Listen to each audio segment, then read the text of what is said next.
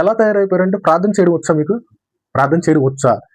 ఏం చేస్తున్నారు అసలు? ప్రార్థన అనేది ఎలా చేస్తున్నారు? దేని గురించి చేస్తున్నారు? అంటే ఈ రోజు క్రైస్తవం ఎలా తయారైపోయిందని అడుక్కుంటాం ఎక్కువైపోయింది. నువ్వు కూడా అడుక్కునేవాడిగా ఉన్నాను. ఎలా ఉన్నావు? నీ ప్రార్థన ఎలా ఉంది? నీ భక్తి ఎలా ఉంది? పౌలు గారు ఏమంటున్నారంటే సంతుష్టి సహితమైన భక్తి అని అంటున్నాడు. అంటే నువ్వు చేసే భక్తులు, నువ్వు జీవించే జీవితంలో సంతృప్తి కలిగి జీవిస్తున్నావా లేదా? సంతృప్తి అనేది ఉంటుందా లేదా? ఎంతసేపు అడుక్కుంటాకే ఉన్నావా? అంటే నీ దగ్గర ₹100 ఉన్నాయి చాలు, వేసుకుంటాకు బట్టలు లేవు, గోచి పెట్టుకుంటాకు ఉంది చాలు. పుట్టేటప్పుడు గోచితో కూడా పుట్టలేదు కదా. అంటే ఏది లేకపోయినా చాలు, అసలు నాకు ఏది లేకుండా ఇచ్చాడా, దేవుడికే మహిమ. అంటే నువ్వు ఏ పరిస్థితుల్లో ఉన్నావు? ఎలా చేస్తున్నావు ప్రార్థన? ఎంతసేపు అడుక్కుంటావేనా? ఈ లోకంలో అడుక్కుంటావే ఎంతసేపు? సంతృప్తి అనేది ఉందా నీకు?